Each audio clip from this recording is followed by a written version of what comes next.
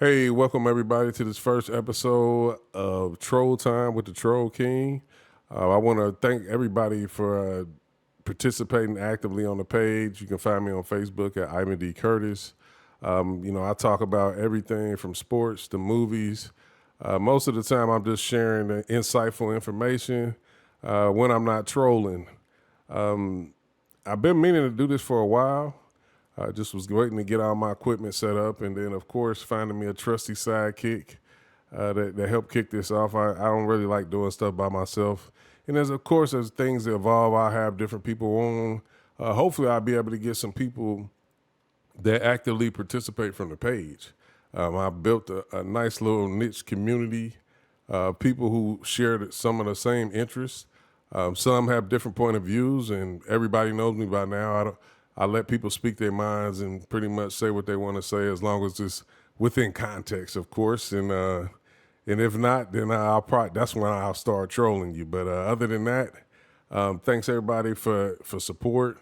We almost at 25K followers, and I just real thankful for everybody, like I said, that participates. We're gonna kick this off. This is the WNBA edition. It's the playoff time. I got my right hand man with me, Antonio Williams. He's a scout. He played basketball at a high level. He's done a multitude of things. I'm actually gonna bring him in now and let him introduce himself. Hey, Willie, how you doing, man? Man, I know this is a long time coming. I'm glad to be on here with the Troll King because I need to learn some lessons myself. I'm always in the comments when you're posting about the W, and hey, it's a hot button issue right now. So certainly looking forward to this, man. Once again, it's on. Nah, no doubt. Now, me and A. Willie, we met some years ago. We actually worked on a TV show together, Esports Extra, with a ton of other phenomenal casters and hosts and commentators. Larry Ridley, Derwin Royale, which is you actually see him sometimes in the comments, especially if it's about Angel Reese. You'll see him. We had Kelly Wells Brinkley on with us, Brandon Bell, Bordy McBoard. It's a lot of different beautiful people that we had on there. We actually trying to get the show back up and running, but that's pretty much where we met and got started and talking about sports. And we've been brothers ever since, and we definitely found a liking with the WNBA. And we talk every game, and we talk about every game, every player, every situation, and everything like that. But to kick this off, it's an extra large size onion with the WNBA, and we're not going to get to everything in this particular episode. We're going to focus a lot just on season recap, talk about teams, players, and situations. Of course, we'll talk about the player awards and our predictions and what we think, who may take what. And then we'll get into the playoff predictions, the breakdowns of teams that's competing against each other. And then we'll cap it off with, always we'll probably end it with a topic leading into something that's probably forthcoming within the WNBA. But to get started, hey, Willie, just give your thoughts on the regular season of the WNBA. What really took you by surprise, or what did you like most about the regular season? You know what I like most? And we talked about this offline a lot. I love the fact that people are actually coming in and it's visually arresting to see how physical this league is. And we say this about other leagues as it relates, let's make it gender specific. We'll say this is a man's league. Well, the W is a woman's league. It is not for kids, it is not for play. So the thing that was great for me to see is all of these new fans coming in. And I said this to you before offline, how some of these new fans are taken aback about how physical the league is. And of course, you and I, not being new to this, but true to this, we know how physical this league is. And they're taken aback by it. But then some of those people complain about the lack of physicality in the NBA and everybody's friends. And in the W, it could be the opposite, and people complain about that. So it was funny. And then, of course, when you added your fire to it, how entertaining that was great. No, I'll tell you this. I mean, me, um, I had mentioned this before on a post, and I'm actually video content is probably going to be a regular thing for me because I feel like I can get a better understanding with people and what I actually mean when I post something. Because I said, I've been into the WNBA for a long time, but I had allegiance to a particular organization, so I couldn't always put my opinions out there and anything like that respectfully. Now Right. I'm pretty much independent, so I can say what I want, do what I want, and I'm still gonna be tasteful about it. But that's been my stance. But yeah, it's a physical league. The game is evolving. Of course, we seeing a lot of players play rather unique with their own style and everything like that. And that kind of leads me into this is that the Caitlin Clark effect. I Right. I personally am a big fan. Like I've been a big fan since she was at Iowa. I like guards. I was a guard. You was a guard. No Like question. I like I don't care what type of big you have. If you don't have any guards, you're not gonna make it to where you're trying to go. So I think she's been a dynamic player since Iowa. I thought she did a great job. I think her story is the reason why she's so impactful when you talk about play and then you add numbers into it because she's a hometown kid basically, and she carried a university for 4 years and she dominated the college scene. And me personally, I don't see why a lot of people, have a lot of disdain towards that. I don't think when you decide to give credit to a player and what they have done, it's not knocking everybody before them because I'm sure she was inspired by a lot of different people, which came prove to show that like when she met Maya Moore, one of her role models and who she looked up to and everything like that. I mean, we all have been inspired by something or somebody. So No I question. think her story is has resonated with a lot of different people, and we'll get to the dark side of that. But it's resonated with a lot of people, and she's making her own wave in her own lane within the women's game, and it's being fruitful for everybody. Like you mentioned, it's a new wave of fans. Some, not always the most pleasant, and everything like that. But when you add, I'm gonna say this, then I'm gonna pass it to you. When you ask for growth, you don't get to dictate everything about the growth. Fact. When you Facts. want a particular sport or anything to grow, you have to be willing to take everything that comes with growth. And I think some people are handling that well, and then some people are not. But I like the way where the game is going. Of course, you can always do without the negativity and things like that. But of course, I'm gonna flip it over now because, of course, when you talk about Caitlin Clark, there's another polarizing figure that goes along with that, and that would be Angel Reese. I want you to tell me, your thoughts about Angel Reese and her impact on the game, and what do you overall think about her game from college to the WNBA? We talked about this a lot offline with Angel Reese. And one of the things I'll say is, we always like with new information and all those things, we always, OG, say that we like to say that we've evolved, right? But the reality is, if you look 45 years ago in 1979, the things that brought us the modern NBA in terms of Larry Bird and Magic Johnson being polarizing and people can pick sides. Well, guess what? 45 years later, in 2024, we're still using the same formula. So I say, have we really evolved as much as we think we have? And I don't. And that, if you look at this as a case study, I don't think we have. And it's kind of sad to see that, right? Where, to your point, you can't appreciate players at the level that we should appreciate them without adding other things. Here we are 45 years later talking about the same stuff. As it relates to Angel Reese, I'll say this. I can tell you, and there's a lot of people that, well, she rebounds her own shots and all these different things. And if you take all of her own misses off from an offensive rebounding standpoint, she was still leading the league in rebounding, still leading the league in offensive rebounding. So and incredible talent as it relates to rebounding. If rebounding were that easy in terms of anticipation, in terms of the will to go and get rebounds out of your area, that's a scouting thing. Rebounding out of your area. She does that and she does it with ferocity.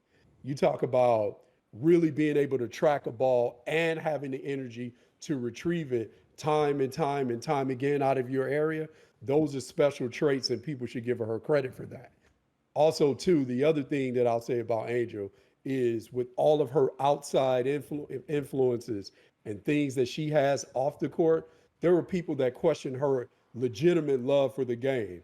And the way that she plays, with the way that she says, I'm a real dog, Angel Reese is a real dog, OG. So the fact that she's a real dog, nobody should ever question her love for the game. That's intrinsic. That is something that she likes to pilot on that on her own. You should never question her will and her. And once you say you're not questioning her will, I don't question her ability to get better either, because I think Angel Reese is going to put in the work. No, no doubt. I think for me, I mean, I think I'm not somebody who's intrigued solely by numbers. I think, of course, we live in a time now where analytics run everything. And, of course, I want to see her game evolve. Like, I want to see some skill. As we talked about, most of the time, defense and equating defense with rebounding it takes a whole lot of will and a little bit of skill. And I think she showed that she can do that at a high level. But now, to be more efficient, we got to see the skill. And I No doubt. think no matter this will be a whole nother topic for a whole nother day, because the Chicago Sky is in shambles as far as where they going, what direction they're going to go. But if she's going to be a big staple in that, her game is going to have to evolve.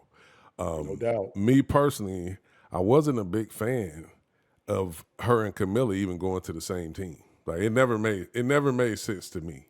Like, because Camilla should be touching the ball more than what she did throughout the season. I mean, but when you're playing two fives, you're playing two real post players at the same time. Neither one of them are stretched. They don't stretch the floor. Right. So that was a problem in itself. But anyway, let's stay on track. I want to see her game evolve. I like the hustle and effort and everything like that. I hate the fact that it gets downplayed because let's be real. There's a lot of men in the NBA who play just like that. They don't show efficient skill night in and night out. A lot of them can't make free throws.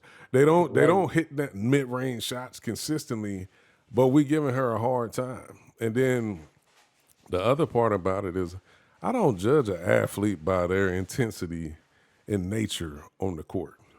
I mean, I think anybody who's played at a high level or you're playing in a competitive atmosphere, you're gonna do what it takes to give you that edge to win. Like, I mean, and that's why I remember I made a post one time like, did everybody play CYO that comments about sports? Because I know I had kids who played in CYO, and it's a whole different ball game far as the etiquette of the game. So, but when you talk about the competitive form, it's going to be rough. It's going to be a little tough. It's going to be some attitudes. It's going to be some flare ups. And I don't understand why people don't give these women their respect, and that they're athletes, they're professional athletes, they're getting paid to do a job, and ultimately they want to be the best at what they do. No So, question. it's always funny when I see that, and I don't, me personally, I don't mind the biases neither, because that's what makes fandom. I don't know if people realize that, but I don't care if you pro Caitlin Clark. I don't care if you pro Angel Reese. My whole thing, and I've said this on numerous posts, you don't have to trash one to congratulate the other. But I am a realist. Like, that is part of the fandom. Like, Right. I don't have to praise both of them. I'm able to, but I don't have to. I mean, and to me, a lot of times we want to tell people how to do everything and what they should do and everything. And me, I'm just respecting everybody's opinion within the context of the sport and respect of the athletes. I mean, It's done got it gets ugly on those posts, and a lot of times, you got the men, talking about the women's looks and everything like that, and all Yeah. that, and sometimes it's making me question. Like I go straight to their profiles to see what they hugged up on, just to see like if it's even legit, like that you talking about somebody, but. And that's part of the troll factor. I mean, because it's like some things I just don't get. Like I'm not just gonna talk. Like, and I am a jokester. Like I literally sense of humor is it has no boundaries. But at the same time, I'm not gonna disrespect somebody just for the sake of. Like I mean, some of it's jokes and I get it, but some of it is just people just downright trying to be mean and hateful within the joke. If you get what I'm saying. No question. Now we No talk question. about the growth of the game. Ton of sellouts this year. Too many records to even count. I mean, too many. Like everybody's breaking records. Everybody's doing everything. I think Caitlin Clark probably had the most phenomenal rookie year of any rookie to play out. Probably, I'm gonna still say outside of Candace Parker because you know to do what she did as a rookie, and at the end of the day, you playing to win. You playing to win chips. I mean, at the end of the day, and we'll get to that. But the record breaking and the sellouts and everything, I love all that because it's attention. You know, some people are just now finding out about Enrique Agubawali.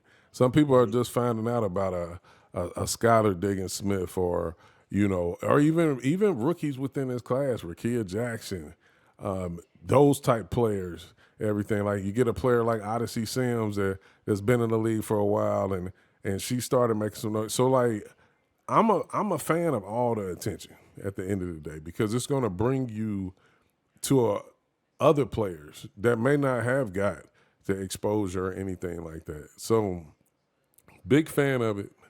I actually think the WNBA is trending in the right direction. Of course, it's going to always be a long road to travel because more people. I never understand if you don't like something, you don't like it. Like Right. like I say when I make a post, if you don't like it, you got the option to move on. If you want. Now, if you want to stop and entertain it, that's your choice. But it's the same with the WNBA. If you like it, support it. If you don't like it, you don't have to trash it. You do not.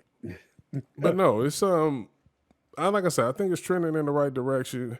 I think the league pass personally was the best it's been Yeah, in a long time. absolutely. Now I'm gonna tell some of y'all who's new to the W. The league pass, you didn't always get to watch as many games as you got to watch this year. Most of them will be blacked out. Like this year, even when the games were on NBA TV, you still were able to watch it on the league pass and different things like that. And this year, having a lot of games on CBS, ESPN, now you got Prime in the mix, which is I think Hang it's going to be a on. good thing. Yeah. Now the Prime is huge because you can't tell me most of the people in the country you got a You Prime got a, account. You got it you like got a so. prime account somewhere. Yeah. So I think slowly but surely they're doing a phenomenal job. No Now doubt. something like I said, it's a big onion with the WNBA. We just hitting a few topics here and there. Next thing you want to talk about is the season awards. We're not going to talk about all of them. Just some of the main ones that's intriguing right now, and I'm actually gonna swing it over to you. I'm gonna ask the question. You give me your thoughts, hey Willie. But just to start it out, coach of the who you think who is your coach of the year? Man, this one, I thought about this one a lot. I thought about it a whole lot. But I got to say, Cheryl Reeve is the coach of the year, especially given the fact that no one, as we started the season, none of us, and we talked about this a lot as the season was about to start. I don't think anybody had Minnesota playing at the level that they're playing. And of course, we know Nafisa Collier's great, but all of the other players, the development of the other players that we've seen, Minnesota is literally rebuilt on the fly. to me, Cheryl Reeve has to be the coach of the year. What do you think? No, I'm honestly, I'm right with you. That's really my pick. And the crazier thing about it is she has two players that were in Sky uniforms, and Courtney Williams and Elena Smith. At one point, and, they played along with Kalia Copper, and like Chicago has had a lot of players that come and go. And I Right. think what I've seen with Cheryl Reeves is I've said Minnesota is the most complete starting five in the W. I'm talking about when you break down player for player and their skill set and their ability, and they all play defense because you don't play for Cheryl Reeves if you don't play defense. You do Like not. so, that's my pick. I think they're the most complete. They started the season out with a bang. They ended it with a bang. They won the Commissioner's Cup, which is I thought was a big deal for me because they're the silent killer. Like this might be the most quietest number 2 seed you ever seen in any Right. sport. Like I mean, Right. they're literally a contender, and nobody really talks about them. Like Right. so, and it's not like they don't have an MVP candidate in Nafisa They do. Collier, but we're gonna say the rest of that for the playoff breakdown. But yeah, I got Cheryl Reeves. Next award, Defensive Player of the Year. Man, it's so crazy because we talk about Minnesota a lot. And Nafisa Collier has to be considered for that with her versatility and how easy it is for her. I talked to you a lot about her with economy of movement. But with that being said, I still got to go with Asia because I think Asia doesn't have Asia. To me, Asia Wilson is the defensive player of the year.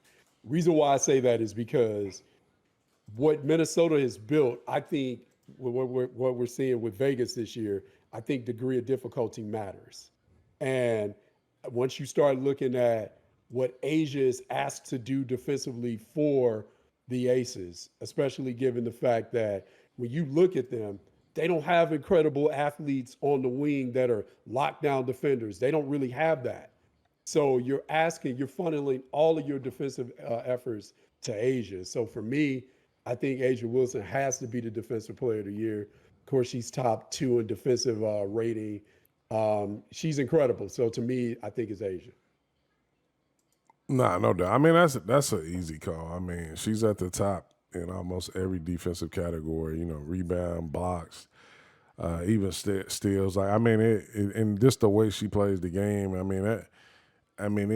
That's pretty much easy. This next one though, most improved. Yeah.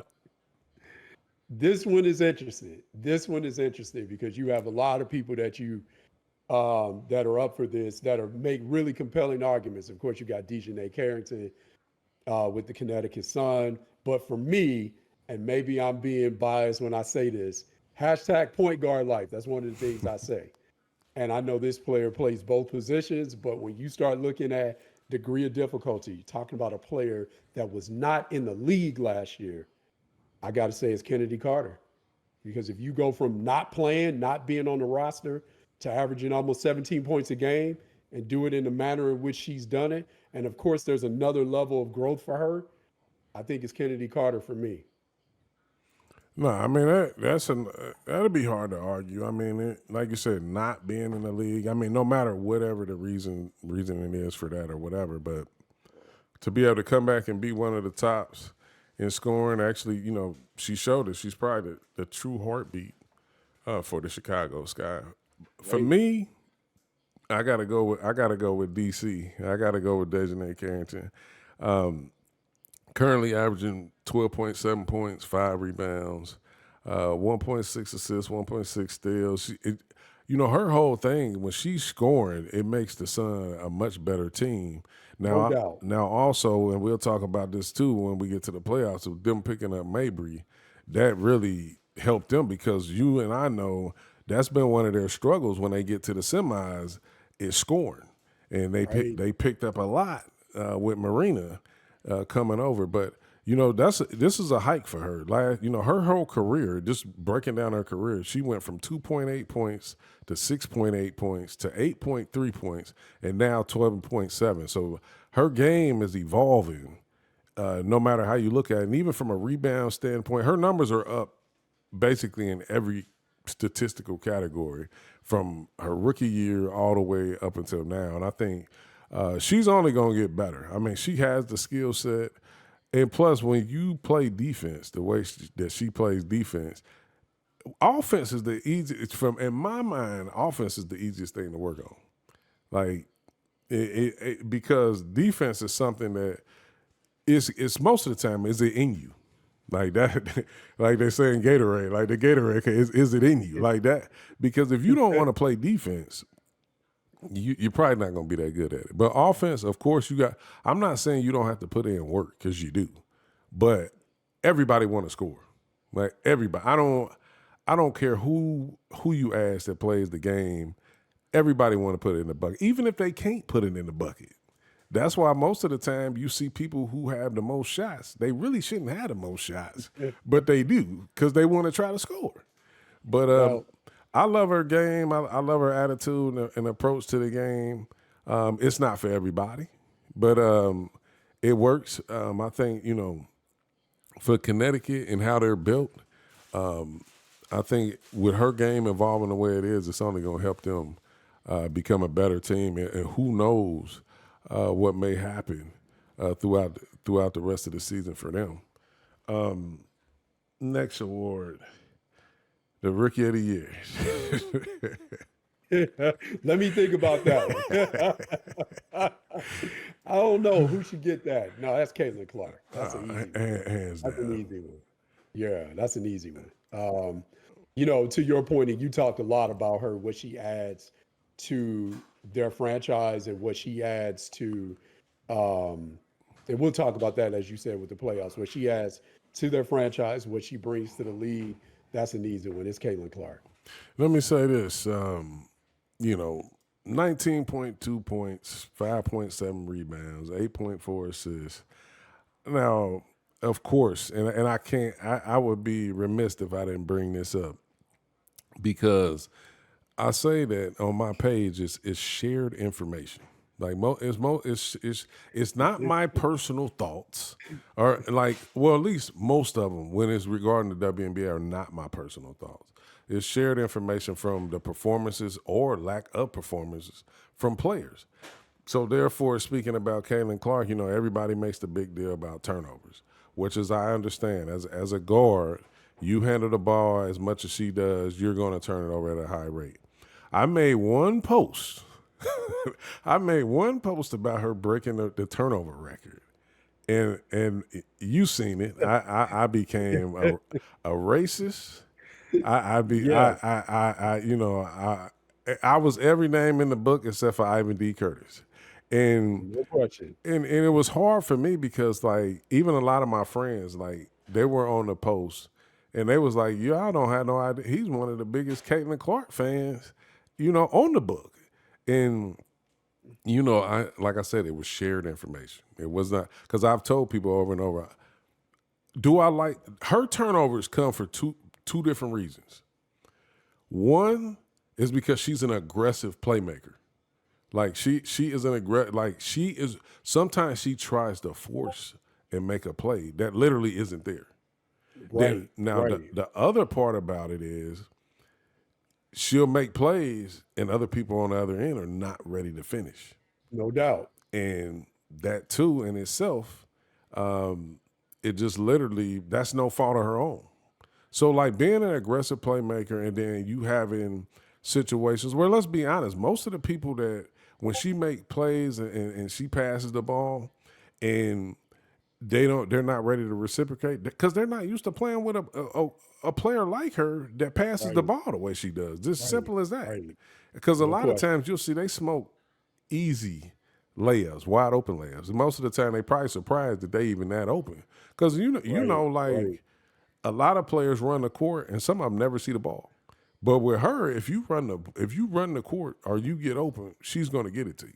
She's gonna give it to you. So yeah, that whole thing right there, and I had a big blow up, and that post is probably still blowing up, I mean, but I'm like, by no way, and I even said it in a disclaimer when I made the post, and it still, I had to expose some people that decided to hide. Because if you hop in my DMs and it's not going to be a direct, it's going to be a public message. Because I'm definitely going to post it because if it's hateful, because I got a lot of people who I talk to on a daily, especially on game days. Like I have people who I talk to in the messages, and we literally have good conversations about the game and about what we think is going to happen or anything like that. But if you decide to hop in my DMs and get flagrant, then it's going to become public knowledge. I'm just We gonna yeah, you're gonna be made famous. And again, that goes into what I'm saying about how we say that we are beyond certain things in our society, and the fact that you posted something statistically about a player, and it literally became, in some people's eyes, a racial epitaph. And that's what I mean about we are no different in 2024 than we were in 1979 when the racial element between Magic Johnson and Larry Bird had literally became the backdrop and the foundation for the modern NBA. So I don't know if we're evolving, man. yeah. I mean, it's a selective few. I mean, honestly, of course, I don't know if people realize, but like once make like I say, I'm a realist. Like if I decide to get into this lane and I'm gonna make posts, and I know people are gonna agree. Some are gonna agree, some are gonna disagree, or it's gonna be times where more people disagree. I have to be able to take what comes with it, and when people get out of line or whatever, I'll say something about it and or address it. Whether I have to block somebody or if I see other people talking crazy to somebody, then I'll block them or whatever. But and then I'll just move on. But I'm not gonna sit there and go back and forth or anything like that. And I can't control what other people do. I tell people I'm not, these are adults on my page. Like I'm not here to tell you what to say, what not to say. I'll just find the difference in between. Like I said, if it's good, it's good. But if it's bad, then I probably have to get rid of you. And I mean, there's no love lost or anything like that. Right. Now No question. we're gonna say this award for when we get done talking about the playoffs, but it's who we think is gonna get Finals MVP, and of course that's gonna roll into whoever you think is going to win the finals. Now, we'll hop on over to the playoff predictions. And just to let just recapping on the season, a lot of ups and downs with a lot of different teams. We've seen teams, especially with the eighth seed team. We'll start from the eighth seed and work our way on up to the one. But you got teams that the Sparks finished last, of course. They caught the worst health bug probably than anybody. They They lost did. Cameron Brink super early in the season. She never got into a real flow of playing with a lot of different people because at that time they wasn't even playing Rakia Jackson earlier in the season, which is I've always been a big Kurt Miller fan when he was at Connecticut, but since he's been when this stint he's doing with LA right now, I'm kind of confused because sometimes you and I know that players can make coaches look better than what they are. And it's going to be times as a coach that when you don't have that same talent that you're used to having, that you could easily be exposed. So that team, they lost a lot of players early. We never really got to see the true essence of what the team could look like. You had a lot of players who came along later. I will say this: I like Derricka Hamby and where she came from, and she had a deep, heartfelt post that she had put out on social media. Especially the way she felt, how she was treated from her departure with the Aces. But I love the way she played this season. I definitely see her being more of the focal point for LA. I'm sure they're gonna be in the mix with that top 3 pick, or what, in next year's draft potentially. But yeah, there's the last team. Hey, words you want to say about the Sparks? Man, you didn't have to go in on the Sparks like that because being an LA dude, the Sparks are my team. I love the W, but I'm tied to the Sparks. And yeah, the thing you said about Rickea Jackson, I think, and I posted it a lot of times on IG. I also tweeted it out. I think I was in maybe in March, right before the SEC tournament was about to start. And I think I said something about Rickea Jackson in terms of loving to watch her play. Just literally, I said, man, I love watching Rickea Jackson hoop. Again, because of how skilled she is offensively, again, economy of movement, how easy she does it. But she also plays both ends. That's another thing that I really like about her as well. I love players too that can get off and they don't impede other players from getting off because they're very efficient. That's what I really like about her. And to your point, the other thing about Cameron Brink is, and you got to walk a fine line with this because sometimes OG, we have people that play basketball just because they're big, and we talked about Angel Reese's energy. Another energy player is Cameron Brink, and I would rather have to turn the pilot down a little bit versus having to light the pilot. Cameron Brink, she's always in foul trouble. I think somebody tweeted out, I think I sent it to you, and it was like, all Cameron Brink does is serve looks, giggle, and foul out, Right, right? right, Like, right, right, right. and it's so true. So that was another reason why she wasn't really able to build chemistry because she would start playing well and then she get in foul trouble.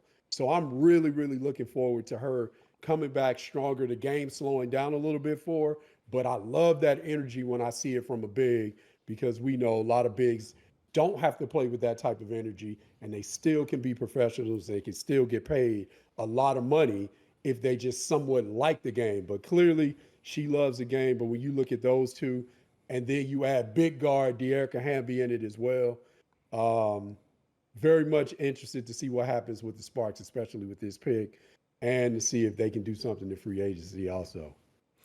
Yeah, no doubt. Now I know we're gonna talk about the playoff matchups and everything. I just still wanted to give, some type of insight on even the teams that not making the playoffs. The next team up is the Dallas Wings, who, I man, to be honest, I'm so, and now outside of Satu being out early in the year, I'm still just confused of the lack of output of what they get from the talent that they do have.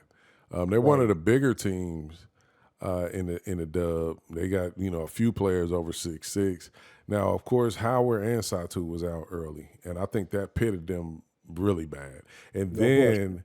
then they wasn't getting the guard play that outside of Enrique. Sometimes it's a question mark of who you're going to get night in and night out. And I think that's one of the bigger issues. Even when they have Howard and Satu back, you still don't know what you're getting from that other guard because even if we're being honest, Enrique is a high volume scorer, and she's not always shooting the best percentages when she's doing that. When she's on, she's on. Sometimes when she's off, she's off.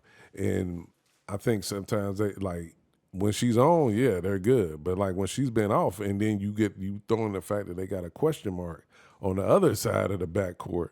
That kind of puts them in a large hole because I think Natasha Howard played really well. Her and Satu played really well when they came back, and they finished 9-31, but they definitely, we're not here for the numbers game and everything like that. But I would argue to say that half of those losses were they were in the game They were in the game. and Yeah. and they just couldn't close out, and particularly because they hadn't been a unit all year long, and that's where the experience and the familiarity of playing with each other comes into play.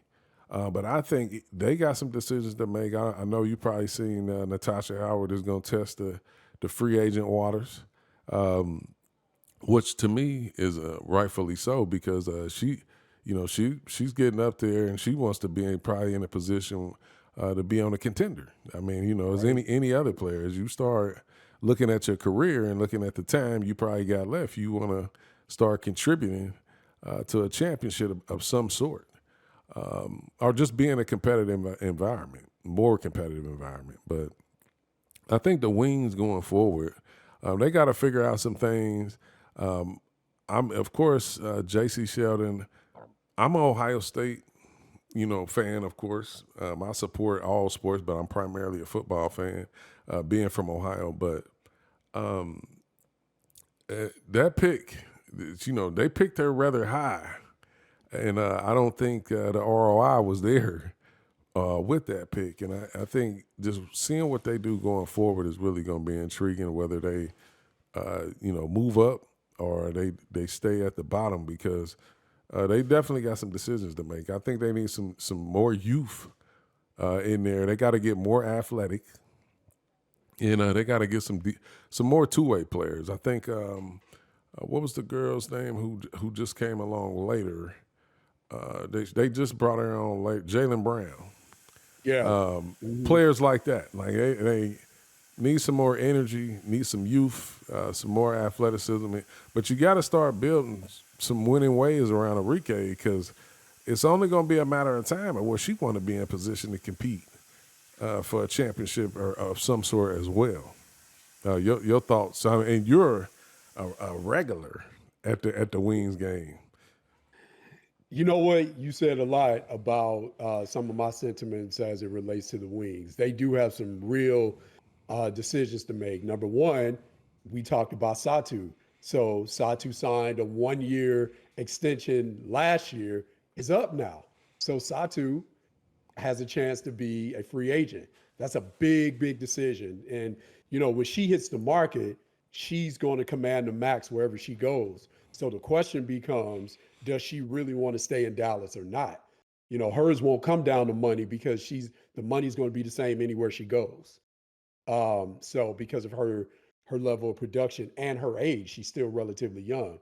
So this is going to be very, very interesting. But one of the things that you said about them that's interesting when you watch them a lot, and now granted they're different players, so I'm not comparing them. But when I watch JC, of course, when I watch Enrique as well, they are two players that their productivity is probably best when they have someone else that's creating at a high level for them.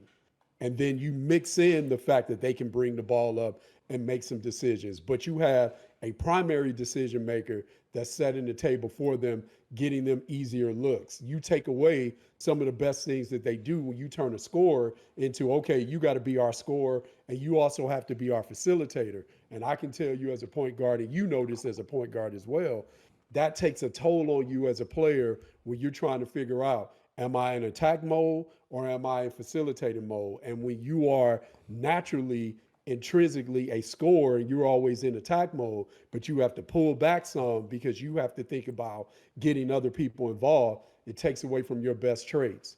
Also, too, the same with JC. As it relates to her rookie year, she probably would have had a more efficient rookie year if they would have had a chance to sort of minimize as much as she's bringing the ball up. Because when you watched her, she was doing a lot of, I would just say, OG, she was not reading and reacting. She was very robotic, bringing the ball up, passing it, screening away. She didn't do a lot in terms of her being active and being on attack mode as a scorer, penetrating, being creative as a passer, because you could tell that she was sort of second guessing herself. So they definitely have to get a playmaker in. As you said, also too, they got to get someone with size on the perimeter and some athleticism. Also, maybe they need to get a little more athletic in the interior as well. So when they face up against these teams that have some smaller bigs that are athletic and they'll look to bring their bigger bigs out on the perimeter, they're going to have to address that. Nah, no doubt, no doubt. Um, the next team is the Sky. They finished 10th. We talked about them a lot earlier, so just gonna breeze through this really quick. Like I said, I wasn't a big fan of Reese and Cardoso playing together and are getting drafted together to the same team. It looks good aesthetically when you think about it, but when you put it together from a talent standpoint, uh, it, it didn't work. Like I mean, you saw Angel Reese went down, and they brought Izzy became a starter, which is I feel like to balance out Camilla's game, you need a four like Izzy that can shoot it, that can create her own shot, that can make plays for Cardoso can also be effective on the weak side, getting putbacks, getting traditional putbacks, and within a half court setting. I think Reese's energy and effort is still unmatched, but it's not always going to be a perfect blend if you're trying to force her to basketball, and that's the part that really surprised me. Spoon is a point guard, a legendary point guard, and you would think that the true concept and understanding from that. And she played with good centers. Like I mean, that could pretty much do it all, especially from a post standpoint. So I even say this. I said we was gonna breeze through this, but it gets my mind jogging because even if we go back to LSU, I felt like Reese's senior year they should have played through Morrow. They tried to play through Very Reese, skilled. which is I get it from the she's a senior. You won a title the year before, but even if you go to the title the year before, what really got them over the hump is those guards played well. The Alexis question. Peter, like they had a lights out tournament and they played well at the right time. That was always the question mark for that LSU team anyway, was what were you going to get from the backcourt? Because the front court was there each and every night. Right, But right, Morrow right. had a higher skill set. She could post. She could shoot it from the post. She could take you out. She could do an array of things. And I felt like if you got Reese on the weak side crashing, who's stopping that? Like all the Nobody. attention goes to Morrow. She's getting putbacks. It's opening up the floor. It would have opened up the floor more for Flage. And then, I think Haley Van Lith, she would have played better because she's sitting there. She looked at ineffective trying to get somebody the ball that wasn't efficient in the post. And I think Hmm. that's how Chicago looked, fast forward, like that's how they looked at times. Like you're sitting there trying to get the ball inside to somebody who's not efficient. And we only talking 5 to 3 feet away from the rim. Like now, like I said, I'm not degrading her skill set as far as energy and effort because this is something that I never understood about people who try to clown Reese for getting a ton of offensive rebounds that happen to be her own shots, which is technically people that's the definition of an offensive rebound. Right, right, It's from a missed offensive shot, but it's like why like I just really couldn't understand like the force feeding somebody who wasn't being efficient. Like right. that's just not good basketball. That's not good basketball at any level. That's like somebody being wide open at the three each and every time down the court, and it's a reason why you open because most people are not banging on you to hit them. Like so, Hmm. I think they kind of played into everybody's hands, forcing the ball to Reese. And then the other thing we said, I told you this in the beginning, early in the beginning of the season. They had, and this was when Elizabeth Williams was. This was when everybody was healthy. It's the only person who wasn't healthy was Izzy. I said they had Izzy. too many players that played the same position, and they played the Hmm. same style. Even with Mabry and Carter, they don't they don't produce the same, like aesthetically and how it looks, but they still do the same thing. They need the ball to be effective, Right. and that's why I felt like that whole dynamic didn't work. It's interesting watching them. To your point, like even when they had a little bit, when they had some success, one of the, and I'm giving some love to the bigs here. One of the underrated aspects of Angel Reese, underrated aspect of Camila Cardozo as well, is both of them actually have, and that's why Reese is so interesting because she actually has a good feel for the game. She can pass, right? Like she's very underrated as a passer. So is Agreed. Camilla, very underrated as a passer, which is why that high low can work for them, and they could have a little bit of success even when they didn't have, maybe it wasn't ideal in terms of spacing the floor with shooters and things. They're both of them have really high basketball IQs in terms of finding each other. And that's something that you don't really see a lot with bigs. Sometimes bigs, because they're so used to receiving the ball, sometimes they're not used to delivering it and giving it up. And both of them had a pretty good feel for the game in terms of finding each other in high lows. It'll be interesting for them. I really need to see them add some spacing. Also, too, they're probably going to have to get almost every team in the league needs this type of player that we're talking about, a wing with size that can create like Rakia Jackson, like a Ryan Howard. Almost every team in the league needs that, so and I think Chicago is in that boat as well. So it'll be interesting what happens for them in the offseason for sure. Nah, no doubt, no doubt. Now, getting to the Washington Mystics, who were in that three-team battle for the playoff spot. That was Chicago, Atlanta, and Washington. Washington fell short. And it was crazy how those last games ended up because all of them went through a gauntlet to try to make the playoffs. Washington, Atlanta ended up pulling it out with a nice defeat over the New York Liberty. But Washington is another team who, man, they bit the health bug early too. Not having Brittany Sykes, not having Shakira Austin, those two players alone literally make them a playoff team. Like Right, right, if they're in the race where they at right now, even though of course I've seen a lot of time on post, man, people was like, man, how are teams making the playoffs with such bad records? I said, well, in a 12-team league, everybody's not gonna have a winning record all the time right, that makes the playoffs. right, But right. those two players are good enough to put them over the hump, where that easily makes them a top 8 team. Funny, if you had to ask me throughout that race in the beginning, I felt like Atlanta they had the talent and they had the experience. They're the most experienced in the combination of talent of those three teams that were fighting for that last playoff spot. But Washington, like I said, those two players, Shakira Austin is much better. She looked really good when she came back. Unfortunately, health has been her thing. Like she's not been able to stay healthy, but when she is healthy, she's up there. Like she has the talent, she has the motor, she has the skill set, and I think the combination of her, Sykes, then you got Ariel Atkins, Shatori Walker Kimbrough, who really she's in the battle for, and I forgot that 6 women of the year coming off the bench. I mean, but they have some pieces. Carly Samuelson, I think she plays well for them.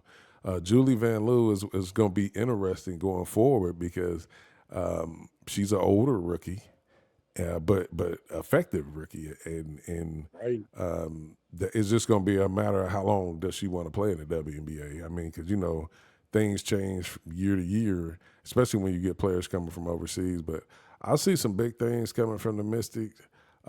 Interesting to see what they do in the offseason as far as how they want to, who they choose to keep, who they going to build around. I think Aaliyah Edwards showed that she was really tough as a rookie. A lot of times you see players like that, the game opens up more for them in the W than it does in college because they can be a lot more physical in the WNBA than they are in college. So I've Mhm. seen a lot of good things out of her. Like I said, it's going to be interesting to see what the Mystics do going forward. It's interesting watching them because you were talking about health. Like, what happens with Atlanta Deladon? Is she coming back? Is she retiring? That they're very interested in that regard because then if she's back in the fold, that's another big. Also, too, man, she surprises me every time I watch her play, and I should not be surprised, but she continues to surprise me because of her level of effectiveness. Big Mama Steph, Oh OG is yes, man, yes, right? yes. Like Stephanie Dolson hitting shots, playing in the high post, getting timely rebounds, anchoring the defense as a positional defender. Man, Stephanie Dolson is a player that, again, we talk about players that are really, play to win, players that have that basketball IQ. She brings it every night and is another big as well when you start looking at Washington and thinking, what are they going to do moving forward? Yeah. Now another name, and I'm glad that you mentioned uh, Big Mama Steph, who I actually had the luxury of watching play for the Liberty Right. when she played there. But she definitely had a breakout season this year. Shot the ball really well. What was Yep. one of the top 3-point shooters all year long in the W. But Sika Cone,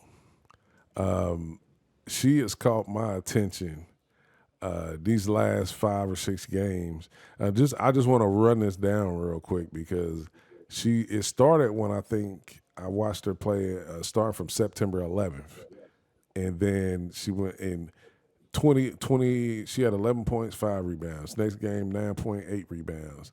11 points, 4 rebounds, 8 points, 5 rebounds, 20 points, 7 rebounds. And she was doing this from anywhere from 17 to 24 minutes. Playing at a high level, showed the skill set. She knocked down the three. She was efficient from the free throw line. I just seen a lot of good things out of her that I really liked. And like those are some of the situational pieces that you talk about if going forward, like who they're going to keep and what they're going to do. Just to switch it up now, I wanted to give those teams that didn't make the playoffs just some note, and just to let people know we pay attention to everybody, We do. not just the top teams. But now we're just gonna do the playoff matchups. Of course, starting with you got Atlanta and New York, which is interesting to me simply because that was the last game of the regular season, and of course the Liberty didn't play everybody, but they played long enough because Sabrina didn't play really well that game. A lot of starters didn't play well, but they played over 20 minutes. And to me, if you was throwing up the white flag, they would have played probably less than 20 minutes. Right. But just to fill each other out, honestly, of course, I'm gonna go with the Liberty. The Liberty finished 32-8. The Dream finished 15-25. I'm taking the Liberty, but I don't think it's gonna be a sweep. Like for some reason, I don't see it being a sweep. I see the Liberty taking it 2-1 because I do feel like Atlanta has some pieces that can pose problems because you don't always get, let me say, Jaquel Jones.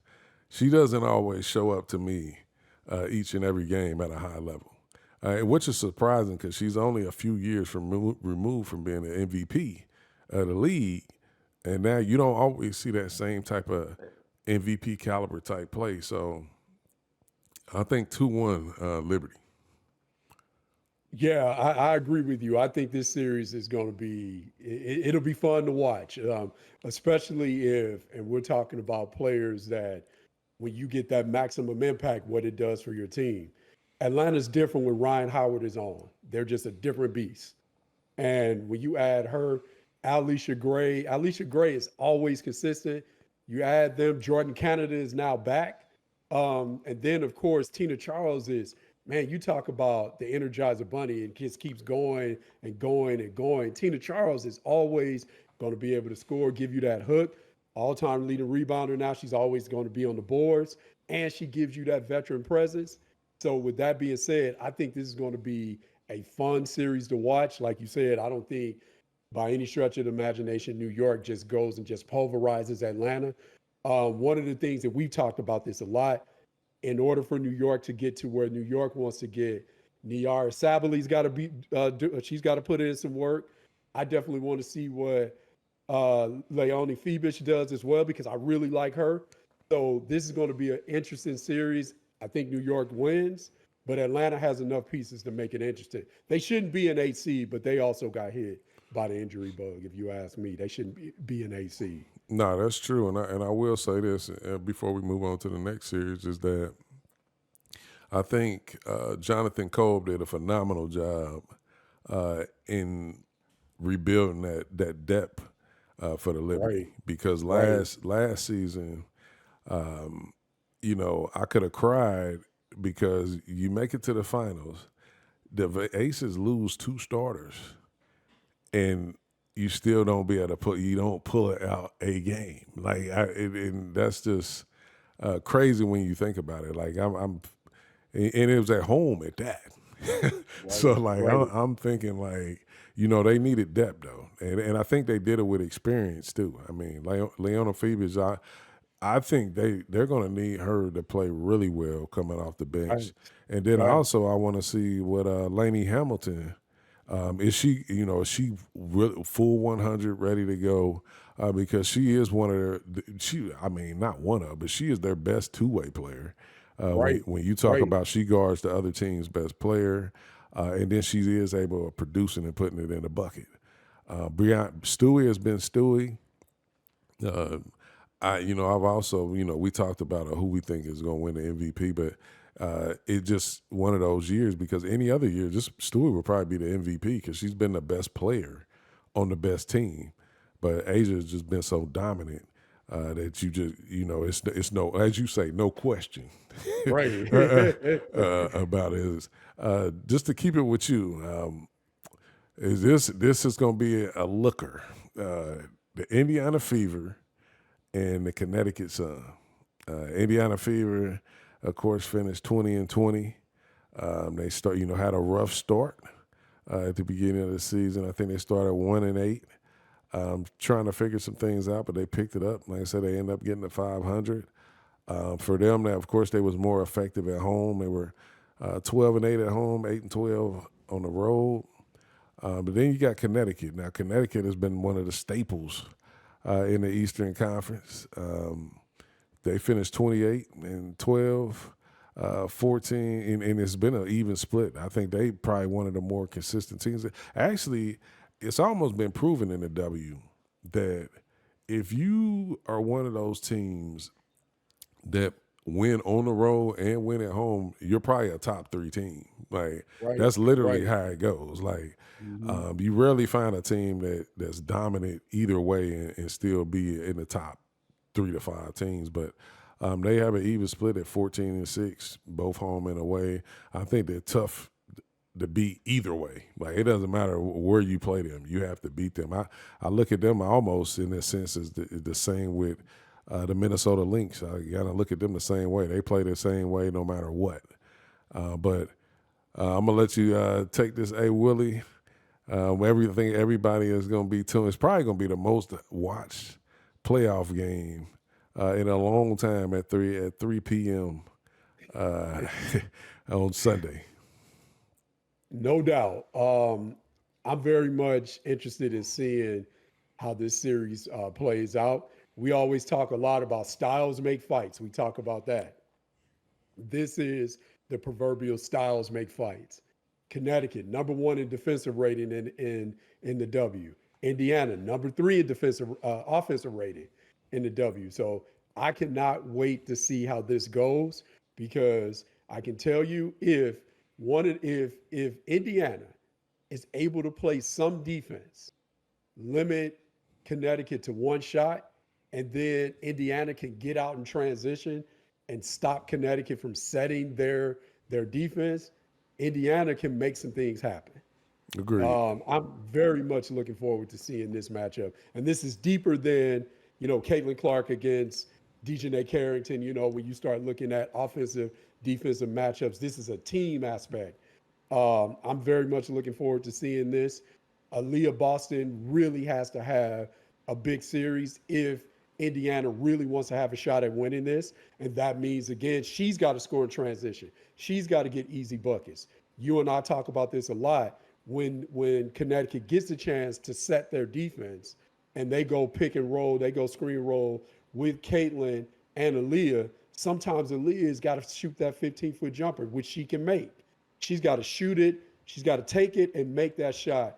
In addition to getting offensive rebounds, in addition to getting shots off of penetration from Kelsey Mitchell and Caitlin Clark. The other thing is, man, Lexi Hull after the break had a big impact on what's going on in Indiana in terms of making shots, being a two-way player, winning 50-50 balls as well. If she has a big series also, Indiana can make some things happen. No, I agree. Keep it short and sweet for me. I think this is another one where I don't. The only thing that, and I've been saying this all year long with the Fever, is that it's just depth and inexperience. I think is could potentially cost them. But then on the flip side of it, if Connecticut gives them any ounce of confidence Hey, that they can do it, that could probably be that. I could see an upset in the making. Let's not fool ourselves. Caitlin Clark didn't win a national title in college, but she always performed at the biggest stage. That is no question. Like nobody can take anything away from her, even though she didn't win. That when the lights are bright, she shine brighter as an individual player, and that's really what I'm looking forward to in watching her play in her first playoff is how she's going to approach the game because this is a moment where I don't want to see conservative Caitlin Clark. I don't want to see Can't be. facilitator Caitlin Clark on every Just can't single be. possession.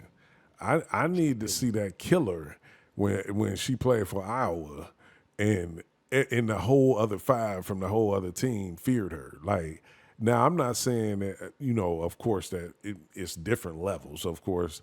But what I'm saying is what I want to see out of her. Forget that, take that whole other team aspect out of it. Is that I want her to be an aggressor. Like and I think in her doing that, that will put a ton of pressure on Connecticut. Now, of course, you got Connecticut, who as of late they've been getting great play out of Ty Harris.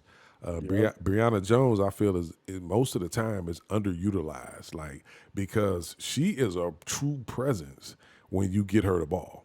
Like No she question. like because that's gonna be the other key to me is because Boston has to show up and show out in whether it doesn't have to be on offense necessarily, but definitely on defense. Because if Brianna Jones could put her stamp on the series early, it could be lights out. Because they don't have depth. Like Indiana does not have depth in that position defensively to stop what Brianna Jones like to do, and not only Brianna Jones but Alyssa Thomas, which Alyssa Thomas, her game is well rounded, but I think if she ever asserted herself more on the offensive end, that's going to help take Connecticut's uh, the leap that they're looking to make. Like she can't just always keep being a facilitator too from that forward spot. She got to put some pressure on teams to score as well. No But doubt. it's going to be an interesting series. Man, I'm pumped to see it because Kelsey Mitchell definitely can't, not say nothing about her in regards to this series. Hoping at the ankle as well from the Washington game, but she's gonna do what she does. Like there's no such thing as a passive Kelsey Mitchell. Like she's gonna be in attack mode. She's gonna be aggressive. I think they've been a dynamic duo since the Olympic break, and I think if they can keep that going and Nalissa Smith got to come along for the ride, and I'm talking Right. about she got to be Right. she has to be an active passenger, like not No just question. not just be on the train because I said that on a post one time is because they were talking about the post she made, I guess, because she felt like she wasn't getting enough touches or whatever, and I think it was one particular game she got a lot of touches and she produced, but let's stop making the game always about offense though, like your effort has to be better on defense too. Hmm. She's not going out grabbing a bunch of rebounds, and I'm talking about defensive rebounds. Like she's not always active on the defensive end, but she has a boatload of talent on the offensive No end. question. So I No think if she question. if she can put that together, it's just one of those things where they need see the Fever. They need everything clicking, eh, simultaneously.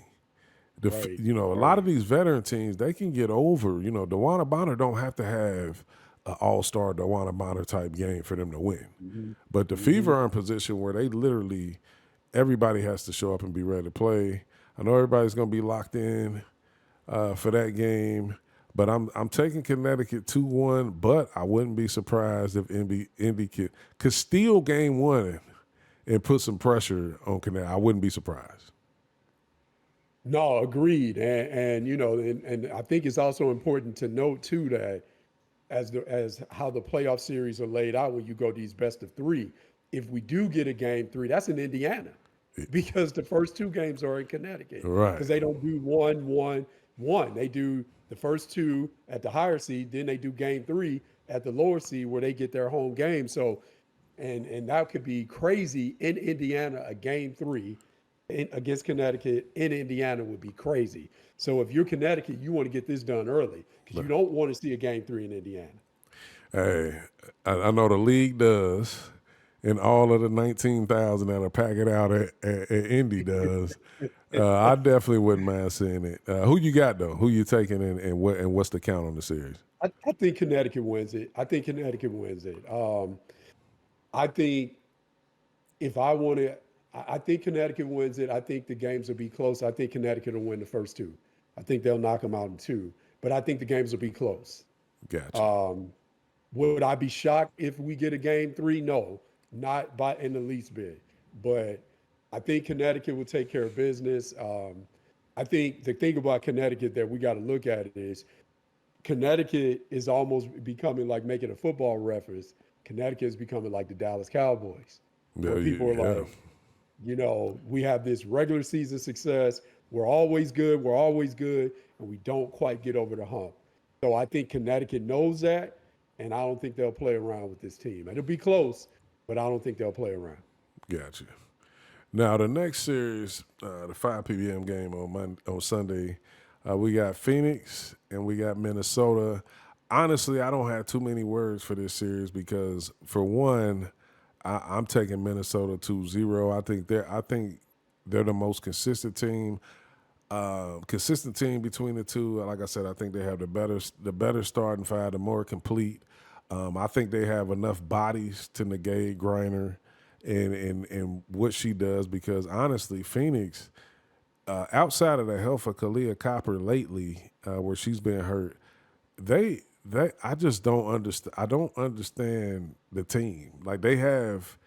I think I joked with my cousin, and I want to give her a shout out, Cassie Chantel, who's also on Facebook, TikTok, Instagram. She does great uh, WNBA content and She beyond. does. I look.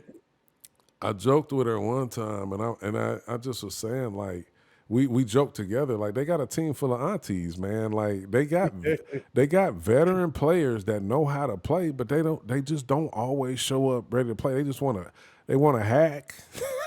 They want to sometimes they want to do everything but play basketball, and it's like you got Sophie Cunningham, you got Kalia Copper, you got Natasha Cloud, you got Brittany Griner, you got Diana Taurasi, which I do want to say something about her, and I'm gonna say that for our closing. But you just got a lot of veterans that has been winners because they got champions.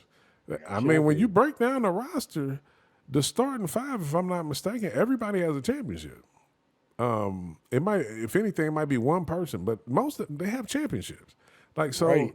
so it's Right. just to me, are they waiting to the playoffs or what? Because they've probably been the worst team to watch since the Olympic break. So I'm gonna take Minnesota 2-0. Yeah, I agree. I think Minnesota takes care of business. But to your point, Phoenix is just so, I guess, puzzling is the word. Because to your point, they're one of those teams that the proverbial, we can beat anybody, but we can also lose to anybody. And it's Right. just sort of weird to understand. I think one of the things that really hurt them too is when Becca Allen went down, that hurt them.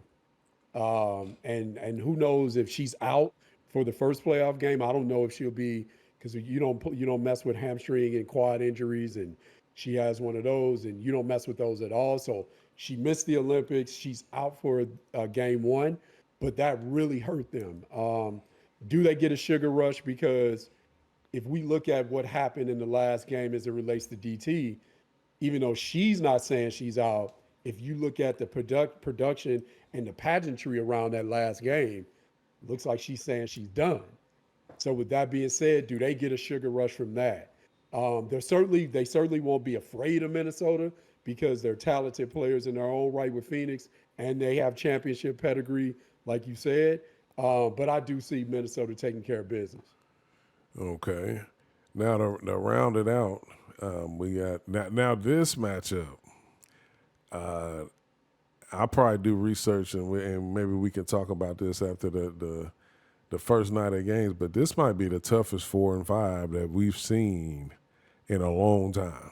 Like No question. you got the Aces looking at they're trying to three-peat, and then you got Seattle, who I felt like with their roster. Now this was even before Gabby Williams.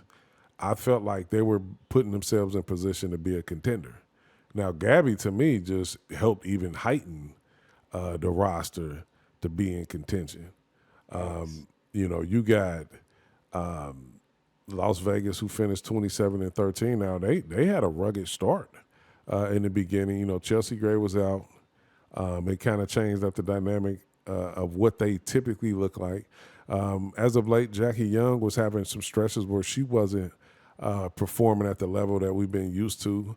But I think for them, this is all about championships. Like the regular season, it is what it is. But you got a team that's on a back-to-back trying to win number 3.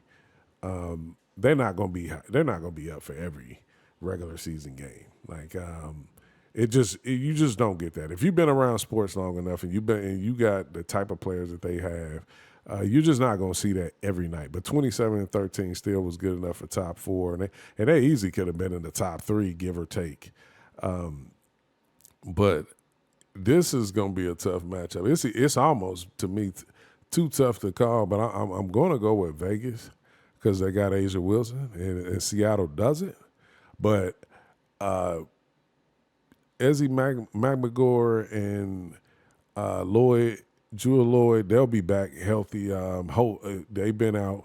I think just getting rested up for the playoffs. Now, I will say this. I haven't seen it, but I feel like they got the bodies to kind of negate Asia Wilson a little bit. Not that they're going to stop her from getting her numbers or anything like that. But I felt like they have enough bodies to be a nuisance. You got Mercedes Russell, who's 6'6". You got Ezzy and you got NECA, who all protect the rim really well. They got enough people that can make Vegas a perimeter team. Now, even with that being said, the last time they played, the Aces came out and was knocking their threes down left and right because they also have perimeter players who can get the job done. But I think it's going to be a major who wins the battle of contrast of styles. The Aces, what have made them the Aces is that they have the wild card, and the wild card is Asia Wilson because nobody possesses a player of that magnitude that can get it done inside and out. And then not only that, she has the perfect combination of perimeter players that also play defense. They don't just play offense. So with that being said, I'm going to take the Aces. I can't help but to go 2-1 because I feel like Seattle, they'll find a way. I don't know if it's going to be the first game because surprisingly with the Aces, they don't play well at home. They are 13-7 at home. They're 14-6 on the road. Just for some odd reason, some of the worst performances they had all season long has been at home. But I think Seattle will find a way to stretch it to 3. But definitely, this is a tough 4 and 5 matchup. This is almost a matchup that you wouldn't have been surprised if you saw both of them in the finals. And for it to be a first round matchup is crazy. I agree. I cannot wait to watch this series. This is the one I know because of Caitlin Clark and because of everything that goes with it, the contrast in styles as it relates to Connecticut and Indiana. Everybody was ready and jumping on that series. But this series that we're talking about here, the Aces and the Storm, this is the one that I'm most excited to see because again, they are right behind each other in defensive ratings. They're right jumble with each other. So, and if you look at one of the things that you touched on, if you look at Asia Wilson, you can never say Asia Wilson is struggling. You can never say that because she's so incredible. But Ezzy McMagor makes her work the hardest. Ezzy McMagor is one of the best defenders in the league. People Exactly. say it's a travesty that she's not an all-star at all these different things because of her defensive rating and what she does on the defensive side of the floor because she's so active, she's so athletic. Here's the other thing that I'll say. As much as Seattle has perimeter scoring, when you start looking at, of course, Skylar Diggins Smith, and then, of course, Jewel Lloyd, when you're looking at that, Gabby Williams and Ezzy McMagor have to score if Seattle wants to win this series. Ezzy in particular, because she's got to make Asia work. Because if you just let Asia just kind of chill out and she's not worried about guarding anybody and she can just roam block shots and anchor the defense that way, and you're not really putting any stress on her to guard. You're not really, she's not ever worried about foul trouble and all of those things because people aren't going at her. I think that really bodes well for the Aces, and it doesn't bode well for Seattle.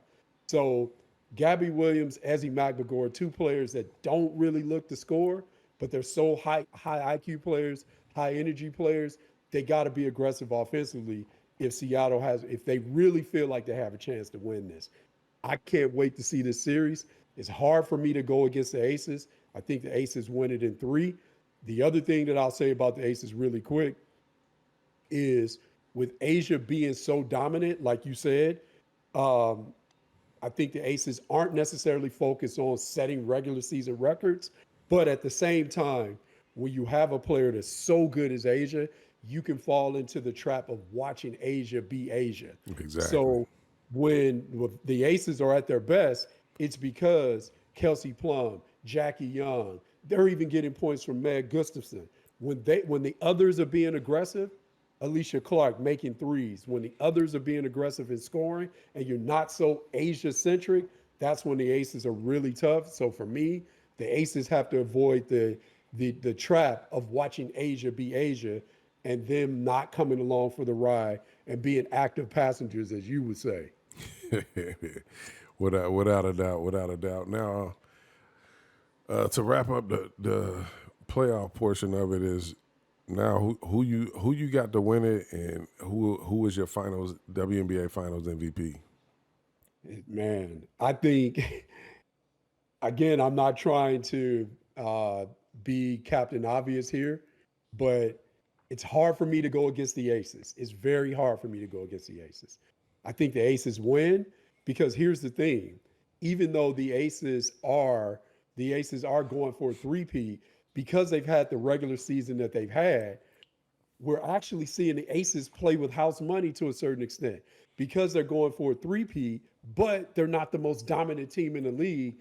It's not a lot of pressure on them as you would think because people are talking about New York. People are talking about Minnesota. We're talking about those other teams. For me, also the narrative is what happens with Indiana because of Caitlin Clark. Is this the year that Connecticut gets over the hump? So the Aces, as a back-to-back champion with the best player in the world on the team, they actually are playing with house money a little bit, and they're playing with less pressure. So I think it's the Aces. No, I agree. I agree, but just for the sake of, I'm gonna go with Minnesota, and the reason why I'm gonna go with Minnesota because you and I know, and everybody else, the people who end up watching this or people who comment on my post daily, and if you play sports and you feel like you're not getting your just due, you have an internal fire that's lit. No And question. I think Fee is sneaky. Like she is sneaky, like fiery. Like you don't always see her emotion or her aggression, but you see it more in her play. But she don't take no shit though. Like she She does like not. so I just see an internal fire that's lit with Minnesota. I think Cheryl Reeves is the best coach. I like Sandy for the Liberty. I've been hard on her, but I think she finally got her team like that suits her. Like, and it takes time when you come into a franchise and you starting from where she had to start because she. But I think Cheryl is the best coach. I think that team is they really gonna want to make some noise because, like I said, it's probably the quietest number two seed that you've seen in any sport, and let's not be fooled is that the Liberty is one, but Minnesota has handled them like Right. more time than once throughout the season. So, and they even did it for the money. So it's like, Right. yeah. So it's like you can't count them out. I just think I like I said of course the Aces. I mean, it wouldn't be no surprise there. But like I said, for the sake of, I'm gonna go with Minnesota, and of course, Nafisa Collier will be somewhere in the mix of the big reason why that happens. Just I can't I go ahead. can't go against that. That if that happens, that wouldn't be surprising at all. Not in the least bit. No, that but yeah, I just to wrap up this last portion, this episode is for one, I want to give a shout out to people, just a few people. Of course, I'm not going to be able to mention everybody. People that tune in to my posts each and every day. I got Bill Robinson, Latasha Payne, Daryl Pacheco. I hope I'm saying that right. Gabby, TK Keys, just a few people that tune in each and every day. I got Bob, who's always on my posts, being insightful. I think his name is Surfy. A lot of times I see the names, but I don't get a chance to pronounce them. And but Surfy Smith, who I talk to quite a bit, just appreciate you guys for consistently tuning in. And I'm gonna always make a note for each and every episode so I can shout out different people. Of course, the appreciation list is getting longer by the day, but no, definitely appreciate you people for tuning in and supporting. Maybe not always agreeing with me, which is y'all know I don't even like that. Like if I post something or say something you don't like, tell me and we just talk about it. But appreciate everybody for tuning in. Any last words for you, hey Willie, before we get out of here? Man, so this is always great. We got to do this more. And again, like, keep tuning in and watching the W. You can have your opinions. You can hate this player in terms of the way that they play. Not talking about personal shots. We're talking about if their style of play doesn't resonate with you, that's fine. But whether you love them, their style of play, whether you don't like their style of play, just keep watching because these are phenomenal women and they're getting it done. And I'm loving the growth in the league for sure. No doubt, no doubt. Now remember, you can catch me on Facebook, Ivan D. Curtis. Also, I'll be putting together a YouTube channel for this content, and I'll be posting a lot of these on the reels and everything like that. But I'll just leave you with this note. Remember, I'm here to laugh, show love, promote, talk sports, movies, and joke and troll. Catch y'all next time on Troll Time.